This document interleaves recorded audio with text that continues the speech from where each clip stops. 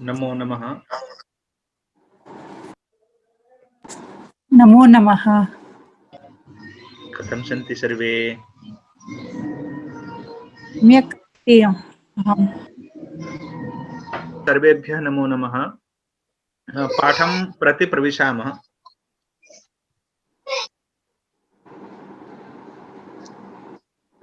ॐ श्री परमात्मने नमः।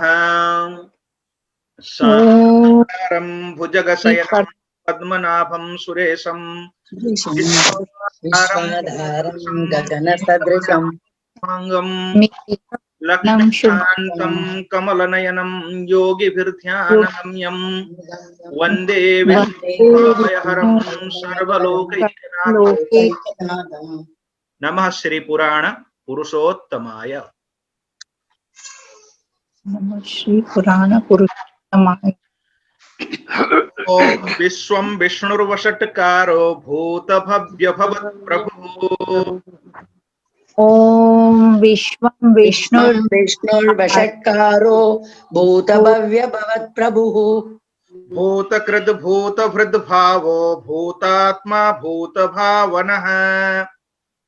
भूतकृद्भूतभृद्भावो भूतात्मा भूतभावना भूतात्मा परमात्मा च मुक्तानां परमागतिः।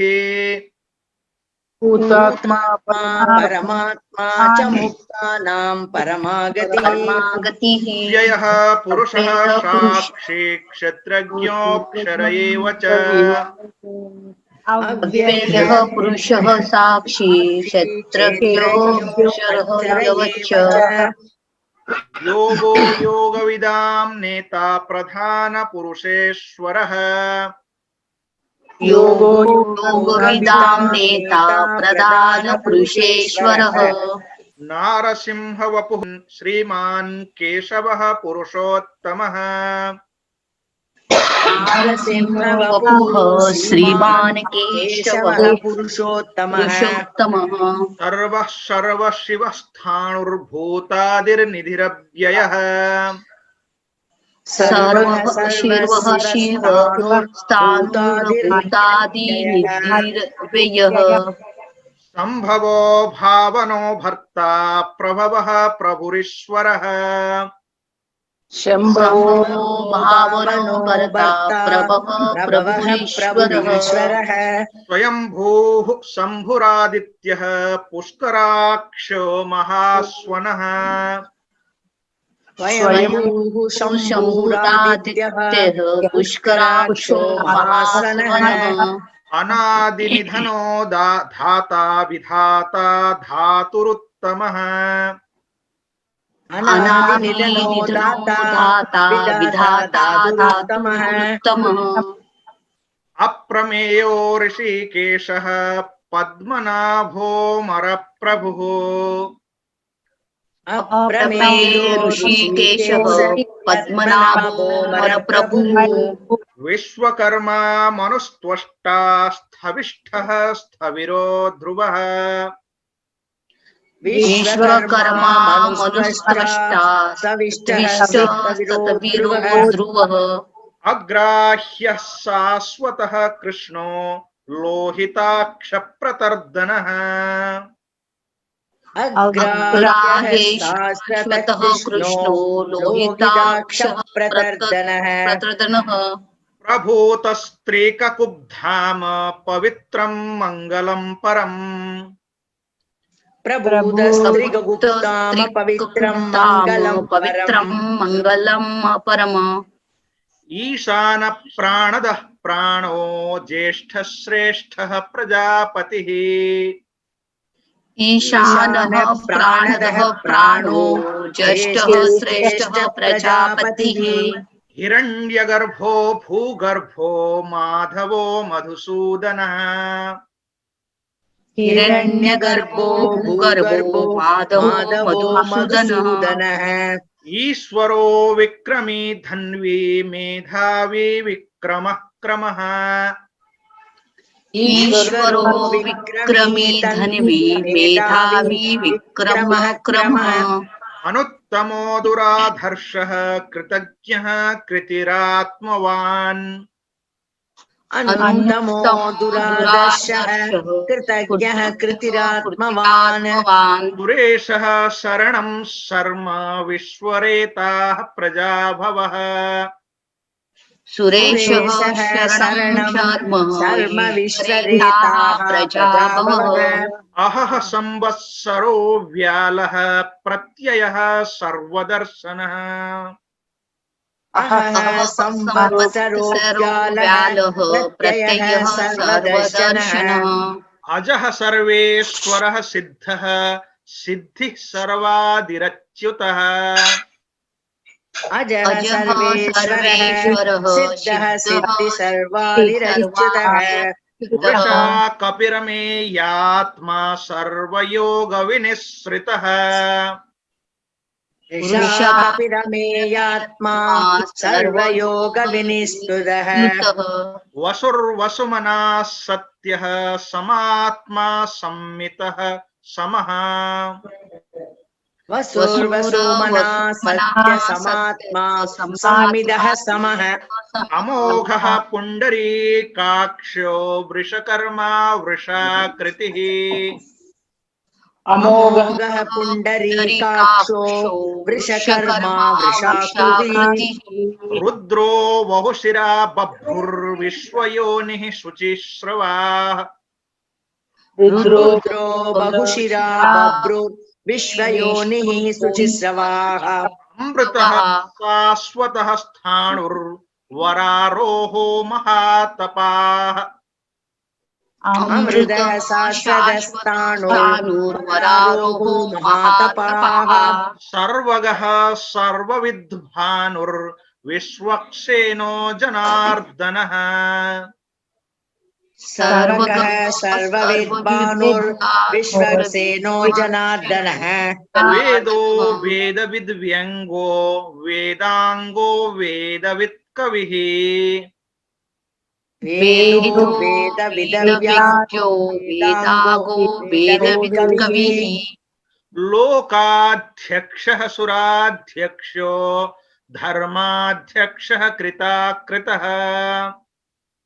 लोकाध्यक्षः सुराध्यक्षो धर्माध्यक्षः कृतः चतुरात्मा चतुर्व्यूहश्चतुर्दंष्ट्रश्चतुर्भुजः चतुरात्मा चतुर्व्यूहः चतुर्दंष्ट्रश्चतुर्भुजः चतुर्दंष्ट्रश्चतुर्भुजः ॐ नम इति ॐ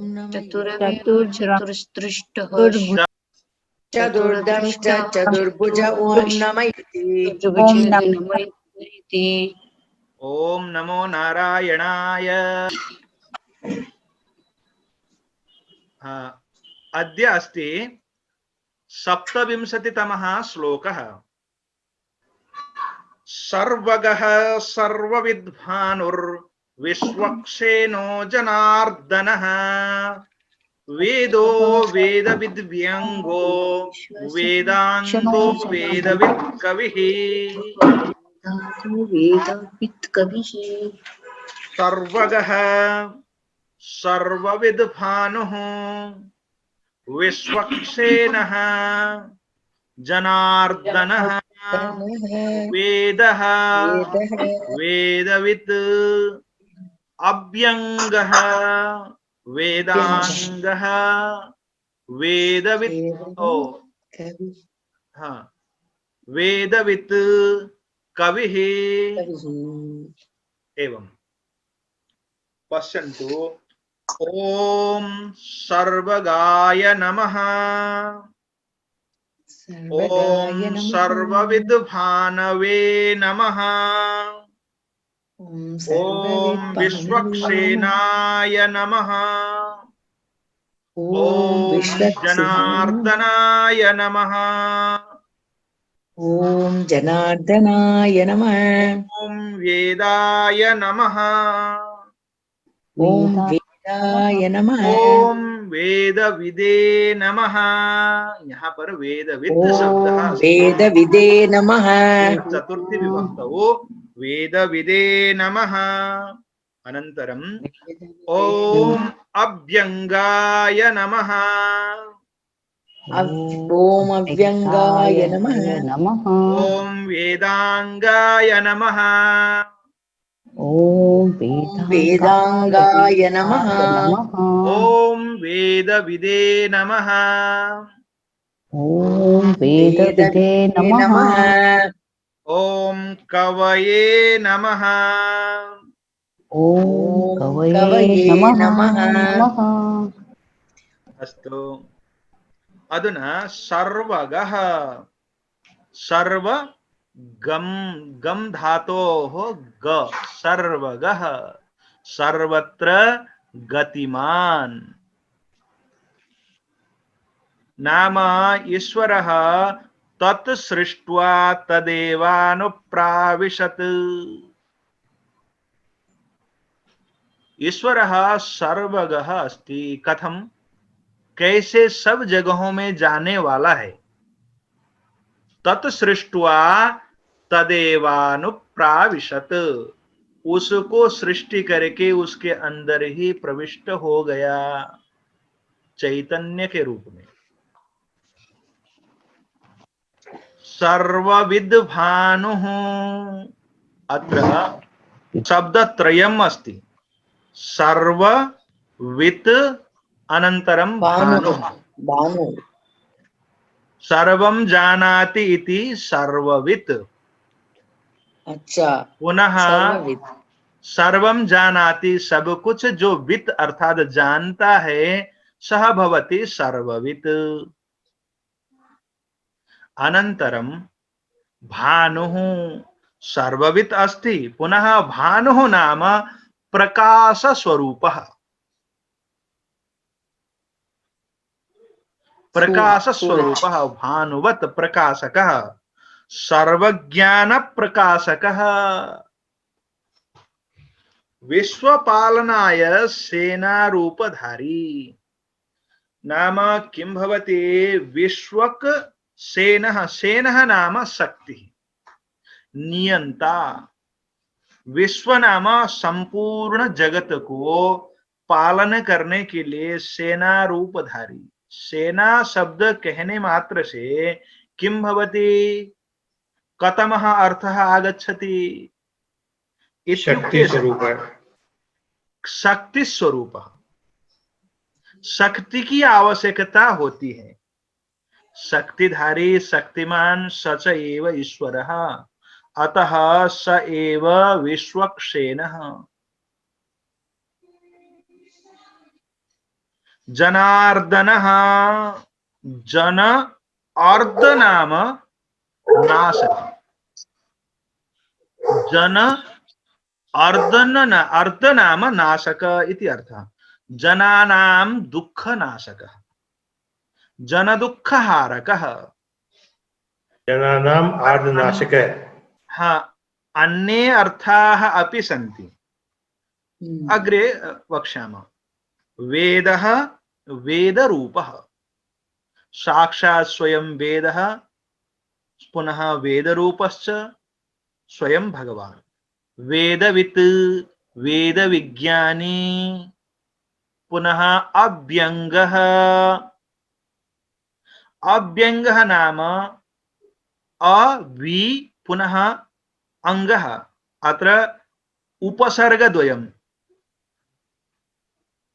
अभ्यङ्गः नाम अविकलः, अङ्गः नाम स एकांगी नास्ति, संपूर्णः अस्ति। सः विकल नहीं है, एक अंग में नहीं है, वो समस्त है, वो संपूर्ण है। अपूर्णता की कोई शंका नहीं है, अतः सः अभ्यङ्गः। वेदांगो नाम वेदाः यस्य अंगानि सन्ति सः वेदांगः, जिसके अंग ही वेद हैं, जिसका मुख ही वेद है, सः वेदांगः। अथवा वेदांगानि नाम के कानि? षट वेदांगानि, 6 वेद के अंग हैं। शिक्षा, कल्प, निरुक्त, ज्योतिष, व्याकरणम, छंद इति षट अंगानि। षट अंगानि अपि वेदांगानि वेद रूपाणि भवन्ति। 6 के 6 अंगों को भी वेद ही कहा जाता है। अच्छा। अतः वेदांगः अपि ईश्वरः, अथवा वेदः यस्य अंगम अस्ति, वेदः यस्य मुखम अस्ति, सः वेदांग रूपः ईश्वरः। जिसका मुख ही वेद है। बहुत बार श्रुतियों में, स्मृतियों में, पुराणों में भगवान को वेद मुख के रूप में गाया गया है। वेदवित, देखिए वेदवित 2 बार आया है। वेद विमर्शकः, देखिए तत्र वेद का विज्ञान कहा गया था, वेदवित। अत्र वेद विमर्शकः, ऐसा शांकर भाष्य में ही प्राप्त होता है।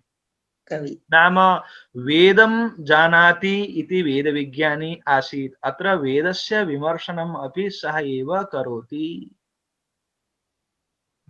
अनन्तरम् अस्ति कविः। कविः नाम क्रांतद्रष्टा। क्रांतद्रष्टा नाम, क्रांतद्रष्टा को हम इस तरह से कह सकते हैं, जिसकी गति, जिसकी दृष्टि, जिसकी मेधा भौतिक पदार्थों में, इस प्रपंच से कुछ दूर कहीं आगे की चिंतन कर सकती हो, जिसकी बुद्धि काल व्यापिनी हो, जिसकी दृष्टि अप्रतिहता पीछे भी और आगे भी देखती हो, सह एव क्रांत दृष्टा भवितुम अर्हति। कवि शब्द का अर्थ यही है। एक और कवि शब्द का अर्थ भी होता है, बताऊं? कवनात् कवि। कवन अर्थात गाने से, गाने वाले को भी कवि कहा जाता है। काव्यों को, गीतों को, कविताओं को, शास्त्रों को गाने वाले को भी कवि कहते हैं। कवयः, के कवयः, कवि नाम जिन्होंने भगवान के गुणगान को गाया है, जैसे रामायण के कवि वाल्मीकि, शुक्राचार्य, एतौ दो कवि, इन दोनों को कवि कहा गया है। तीसरे कवि व्यास, व्यास भगवान भी कवि हैं। किंतु यहाँ पर उस कवि की बात नहीं की जा रही है जिन्होंने गाया। वो स्वयं गाने के लिए गान स्वरूप हैं, इसलिए अन्य कवियों ने, परवर्ती कवियों ने गाया। किंतु ये क्रांत दृष्टा अस्ति। गीता में भगवान ने कहा है, आगे आएगा, वेदाहम समतयितानि वर्तमानानि भविष्यानि च भूतानि वर्तमानानि च अर्जुन अहमेव जानामि अतीतानि। जो बीत गए हैं उन सबको मैं जानता हूं, जो अभी वर्तमान में है, वर्तमाने वर्तन्ते तान अपि हम जानामि, भविष्य में जो होंगे उनको भी मैं जानता हूं। ऐसा क्रांतदर्शी, क्रांत दृष्टा यह भवितुम अर्हति स एव ईश्वरः अन्येन। जिसकी ऐसी ज्ञान गरिमा हो, सह एव क्रांत दृष्टा। शांकर भाष्यं पठामः। पश्यन्तु, सर्वत्र गच्छतीति सर्वगः कारणत्वेन व्याप्तत्वात् सर्वत्र।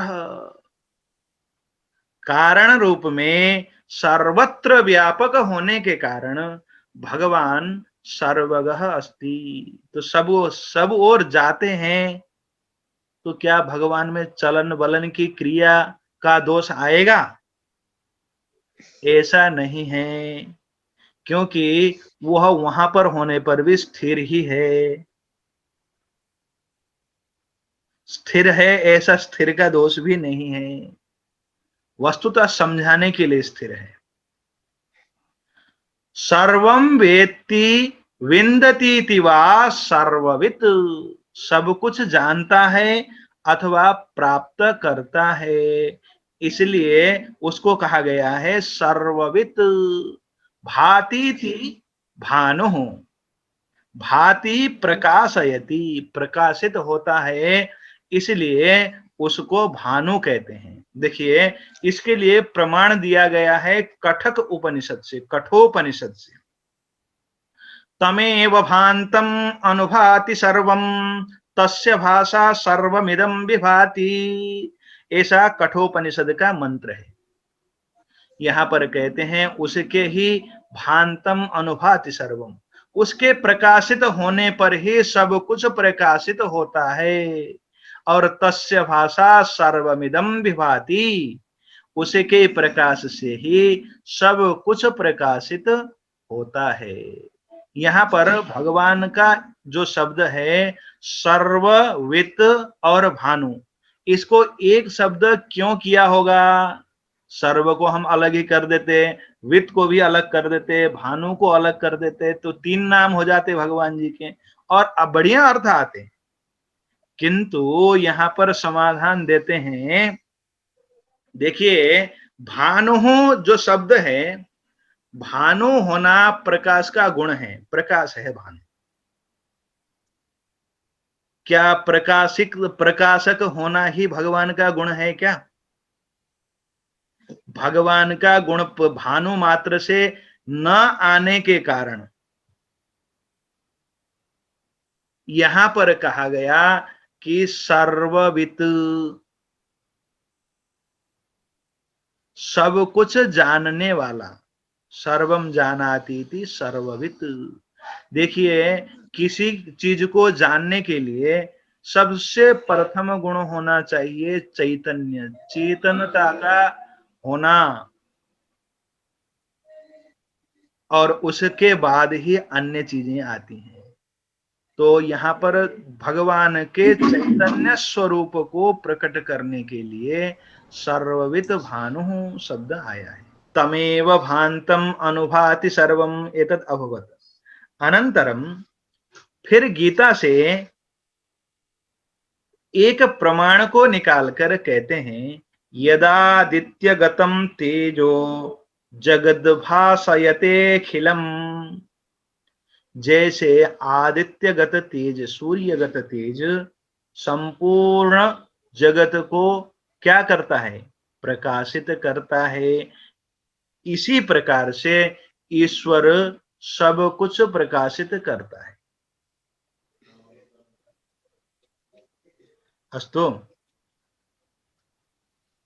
अत्र जनार्दन शब्दस्य अर्थः अस्ति। पश्यामः, जनान् दुर्जनान् अर्दयति हिनस्ति नरकादीन् गमयतीति वा जनार्दनः। एक शब्द, एक अर्थ है ये। जनान, दुर्जनान, उन दुर्जनों को अर्दयति हिनस्ति अर्थात नाश करते हैं। कथम? नरकादीन गमयतीति वा, उन दुर्जनों को नाश करते हैं तद रूपधारी बनकर, भगवान के अनेक रूपों के द्वारा क्या करते हैं? उन दुर्जनों को नाश करते हैं। अथवा बिना प्रकट हुए उसके कर्म के अनुसार नरकादीन गमयतीति वा जनार्दनः। दूसरा अर्थ है नरकों को भेज देते हैं। रौरव, कुंभी, पाक, असित्र, पवन इत्यादि इत्यादि अनेक प्रकार के नरकों में स्वयं स्वप्रेरणया, अपनी प्रेरणा के द्वारा उनको नरक में भेज देते हैं, इसलिए जनार्दन है। अब तीसरा अर्थ है, राजेंद्र जी कोऽपि प्रश्नः अस्ति वा? प्रश्नः नास्ति। अस्तु, जनैः पुरुषार्थम् अभ्युदय निःश्रेयस लक्षणं याच्यते इति जनार्दन, जनैः लोगों के द्वारा, पुरुषार्थम हमारे 4 पुरुषार्थों में से यतोभ्युदय निश्रेय सिद्धि स धर्म, ऐसे धर्म रूप लक्षण यानी भगवान की प्राप्ति, भगवान में स्वयं का लय, भगवान को जीते जी जानने का जो लक्षण है, जो लक्ष्य है, उसको याच्यते, भगवान के साथ मांगा जाता है, भगवान से याचना की जाती है, इसलिए जनार्दन ये शब्द होता है।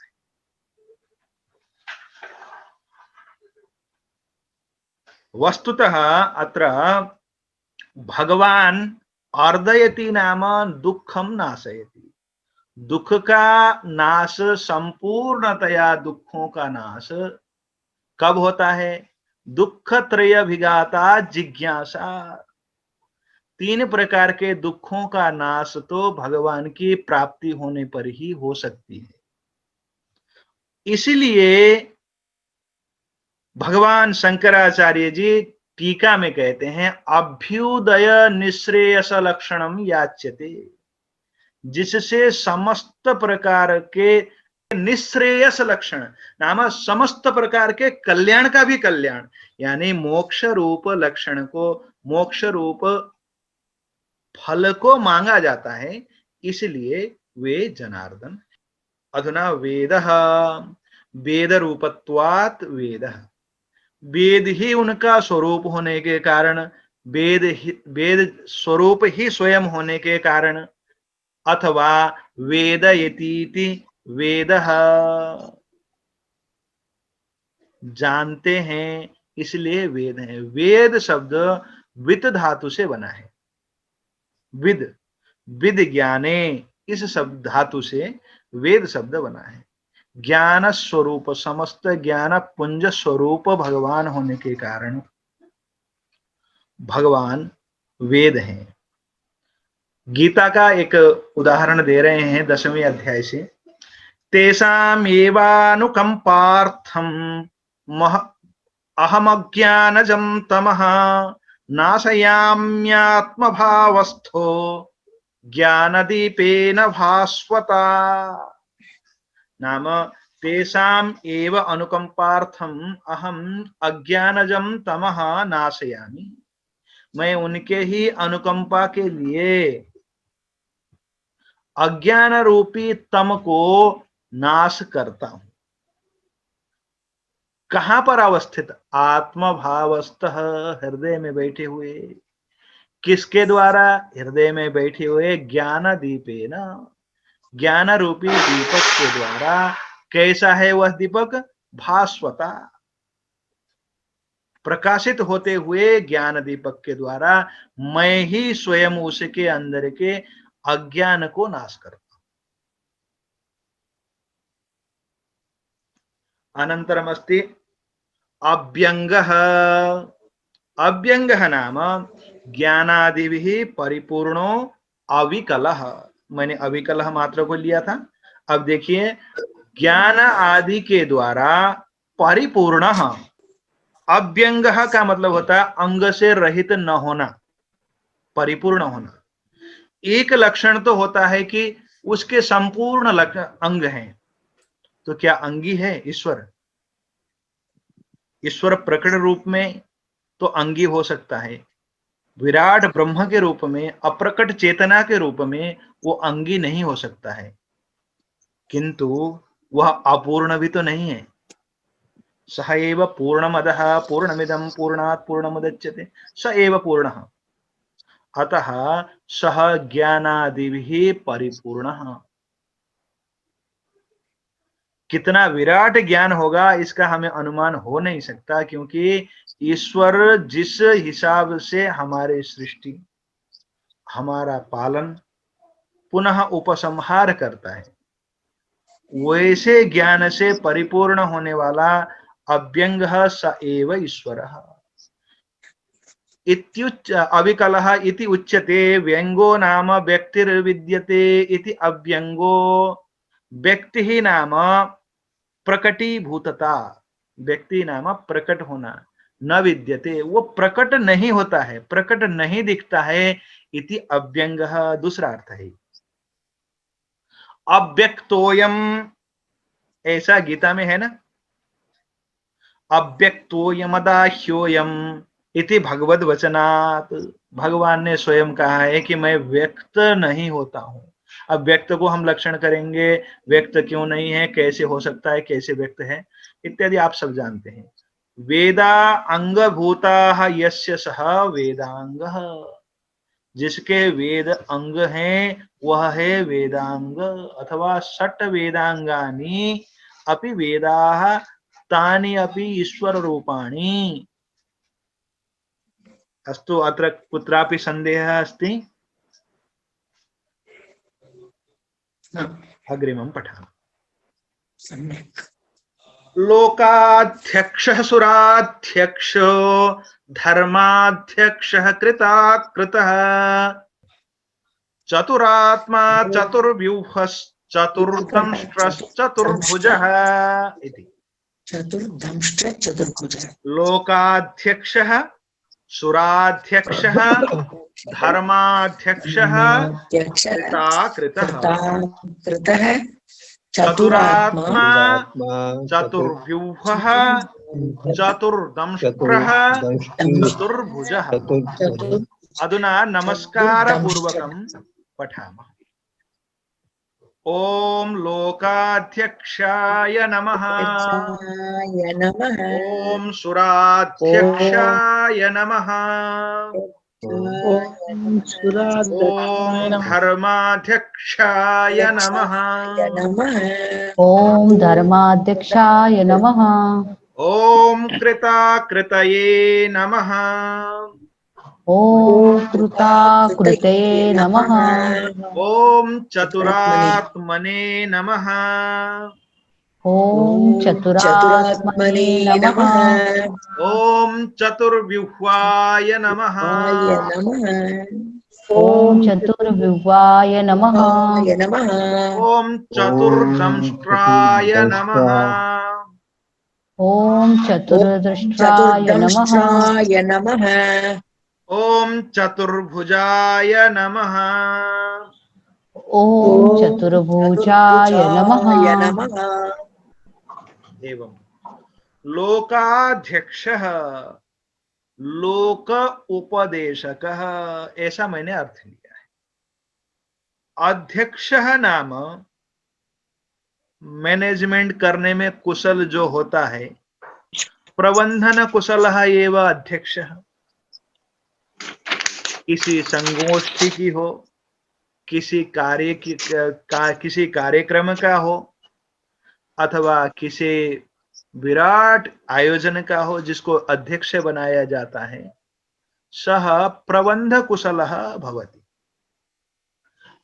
स उपदेष्टा अपि भवति, स्वयं न करोति, अध्यक्षः स्वयं न करोति, कारयति। अतः लोकस्य नियामकः लोकोपदेशकः। लोक उपदेशक लोक अध्यक्ष के गुण ईश्वर में ही है। सुराध्यक्षः पुनः देव, सुरः नाम देव, तेषाम् अध्यक्षः, तेषां नियामकः, तेषाम् उपदेष्टा, तेषां समायोजकः, प्रबंधको वा सुराध्यक्षः। ईश्वरः ईश्वराणामपि प्रबंधकः नियामकः। धर्माध्यक्षः धर्म का प्रबंधकः, सः धर्मस्य एव प्रबंधकः, न अधर्मस्यापि प्रबंधकः। धर्माधर्मस्य अध्यक्षः स एव। चतुरांगरूप, पुनः कृता कृतः, कृतं च अकृतं च, कृता कृतं, कृतं अकृतं च यः सः कृता कृतः। जो कार्यरूपेण कृतः अस्ति, कारणरूपेण अकृतः अस्ति, अतः कृता कृतः। कृता कृतः नाम पश्यन्तु, जो करने वाला भी हो न करने वाला भी हो, वह है कृता कृतः। नाम ईश्वरः कार्यरूपेण परिणतः सन् कृतः भवति, उसकी ही सृष्टि है। अकृतः नाम कारण रूपेण स्वयं सः अकृतः भवति, अतः कृता कृतः। अनन्तरं चतुरात्मा। चतुरात्मा नाम वासुदेव, संकर्षण, एवढं आहे. प्रद्युम्न, अनिरुद्ध इति तस्य व्यूह ठेवा. चतुर। नाही ते दुधाचे एक मिनिट. हो नाही हिच्यात एतेन सहितः चतुर्व्यूहात्मकः चतुरात्मा दुधाचे खराब होतात. अथवा चतुरंग रूपः। पुनः चतुर्दंष्ट्रः। चतुर्दंष्ट्रः नाम द्रंष्ट्रः नाम दन्तः, दन्तः, दन्तस्य विकृतिः, दन्तस्य भिन्न रूपत्व, दांत का भिन्न तरीके का होना, दाढ़ा, दाढ़ जिसको कहते हैं, दंष्ट्रः। वराह रूपे भगवतः चत्वारो दंष्ट्राः सन्ति, अतः चतुर्दंष्ट्रः। अथवा दंष्ट्रो नाम आयुधानि, चतुर आयुधधारी, चतुर आयुधधारी भगवान चतुर्दंष्ट्रः। पुनः चतुर्भुजः, चत्वारो भुजा यस्य सः चतुर्भुजः, चार भुजाधारी। तस्य शांकर भाष्यं पठामः, वहीं पर हम इसकी व्याख्या भी करेंगे। नाम देखिए, चार विभूति भगवान के क्या क्या हैं, तीन प्रकार से। एक सृष्टि में भगवान के चार व्यूह क्या हैं। ब्रह्मा दक्षादयः कालास्तथैवाखिलजन्तवः विभूतयो हरेरेताः जगतः सृष्टिहेतवः। पश्यन्तु, ब्रह्मा एक, दक्ष दो, उसके बाद कालः तीन। ब्रह्मा, दक्ष, काल और अखिलम जगत, जिसमें हम सब आते हैं। बाकी वो सब के सब विभूतयो हरे एता, ये भगवान के हरि के विभूति हैं। कब? जगत सृष्टि हेतवः, जब भगवान सृष्टि करते हैं उस समय भगवान के ये चार विभूतियां हैं। इन चार विभूतियों के द्वारा हरि भगवान सृष्टि करते हैं, स्वयं न।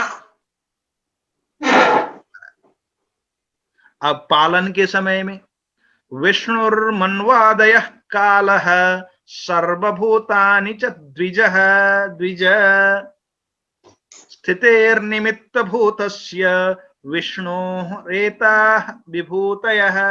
पश्यन्तु, विष्णुः